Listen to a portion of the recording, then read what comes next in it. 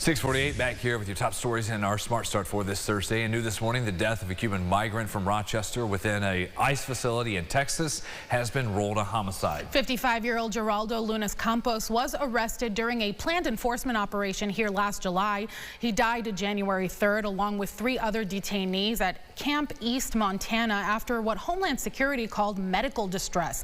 The original press release said, quote, Geraldo Lunas Campos, a criminal, illegal alien and convicted child sex predator, attempted to take his own life while he was detained at the Camp East, Montana detention facility. The security staff immediately intervened to save his life. But new autopsy findings ruled Lunas Campos' death by asphyxia caused by neck and torso compression. A witness told the AP last week he was handcuffed as at least 5 guards held him down and one put an arm around his neck until he was unconscious. The autopsy made no mention of him attempting suicide. Rochester police need your help searching for the suspect who stabbed a Palmyra man multiple times here in the city on Lyle Avenue last night. Officers found that victim, 44 years old, when they showed up at this gas station and got him to the hospital for treatment.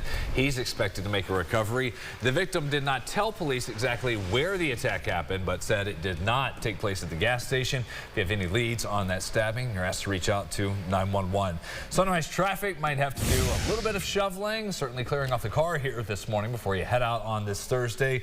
Things are moving along 490. We've got a left lane block, though, to an issue at 390 northbound at the split with 590 as you're passing there through Henrietta, just south of the airport. We'll check that drive again during CBS Mornings at 7:25. In James, it's just a little bit of snow. We'll eventually get to what we'll have coming up this weekend. Yeah, that's right. Focus will be Sunday. But I got to say that not only today, but also tomorrow as well. Friday evening, Webster, Ontario, Williamson, down through Walworth could see some significant lake effect. 3 to 6 inches plus possible. Whew. Don't let that surprise you. So Friday night, that could be a moment when a lot of folks do get some extra bonus snow there. And then there's that Sunday snow on top of that as well. That's area-wide snow. We'll take a look at the 8-day at the end of the show. Ron?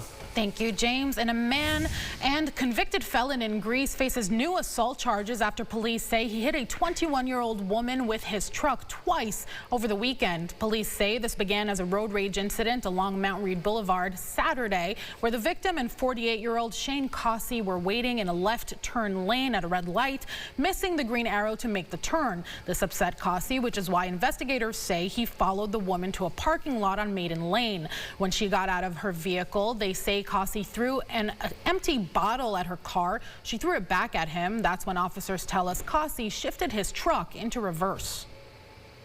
Initially, the car backed up and struck her partially in the arm, and then the driver put the car in drive and struck her head on. We always advise people not to engage with other drivers when stuff goes goes poorly like this.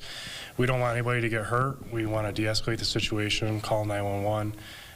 If possible, you can drive to a police station or another public area that's, well populated by other people, and just wait for us to intervene. It's not worth it. You never know who you're dealing with, and you never know what could happen to you. The woman was taken to the hospital and is expected to recover. Cossey is charged with assault and reckless endangerment and is expected to answer to these charges in court at a later date. The Monroe County Sheriff's Office still on the lookout for the driver who crashed into Salt, a popular restaurant in Perrington, before taking off from that scene. No one was injured, but you can see that damage is significant. The owners got the call that this happened around 11:30 Tuesday night. They were told someone smashed through the side of the building that's located on Pittsford Palmyra Road. When deputies got to the scene, they set up a perimeter in the search, used a drone and their canine unit, but no avail there. The family is relieved no one was there since it was late at night in the kitchen at the time of impact, and now they've got to check with insurance adjusters on the cost to rebuild. First of all, we were very concerned if anyone was hurt. We know a lot of the people that were here working on site just because they are people that come to Salt. We'll work on getting back open as just a bar. Obviously, the kitchen is a complete loss. So I think the community is really attached to our food. So that's going to be a bit of a hit for some people, but that's going to take us a little more time to get the food back up and running. But the cocktails will be pouring very soon. All right, give them some support once they are back. The owner says there was another time that a driver almost hit the building but swerved to avoid it. And then back in the 90s, a car did run into the property. She says she wishes there were some guardrails up on that section of the road. Going inside the huddle, plenty of big topics addressed during that news conference at One Bills Drive. No kidding, from owner Terry Pegula's reason for firing head coach Sean McDermott to his confidence in the now president of football operations and the GM Brandon Beane, all the way to roster decisions. One thing Pegula made very clear, Josh Allen had no input in the decision to fire McDermott Monday. He didn't even get a heads up it was happening, but says Allen will have a say in the next head coach. My decision to bring in a new coach was based on the results of our game in Denver. I want to take you in the locker room after that game. I looked around. First thing I noticed was our quarterback with his head down, crying. Fans speculated Beane somehow engineered the firing for his own benefit, but both Pegula and Beane flat out denied the idea a power play was happening behind the scenes. I'm the kind of guy, if I sense you're on a power play, you're out. I don't like power play people. We have an organization we work together, but any sense at all that he was on a power play, he would have been gone. Those are harmful things that, you know, I walk in the door and my wife's got tears coming down her face for stuff like that. And I'm going to damn try hard to win a Super Bowl here, I am. But for somebody to question my character like that, it is BS. Bills Mafia still processing the firing of McDermott. Many say one close game, as Pegula mentioned, that was decided in part by a questionable call, should not have ended his career in Buffalo. Sometimes you don't always make it. Sometimes you do. We got a fabulous team, and I don't think that Coach McDermott let us down at all. I don't think this game should have been the result of firing him.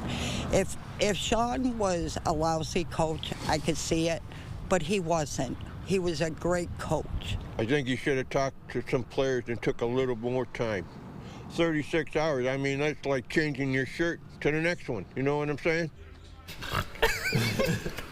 The whole shirt or 36-hour thing.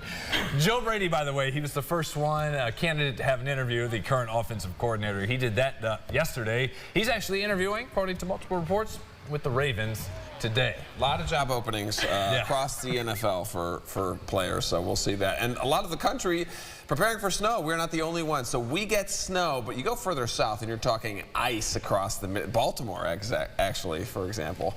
We'll get ice there. Some lake effect going into Friday there as well. Buckle up for this weekend.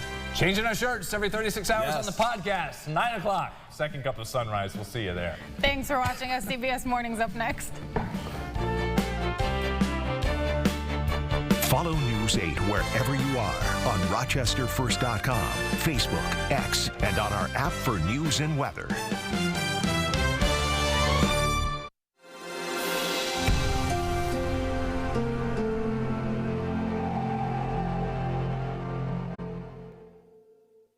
Get the Rochester First streaming app today for everything you love from News 8 On Demand. Plus exclusive shows you won't see anywhere else. Search ROC and download for free on Roku, Amazon Fire, and Apple TV.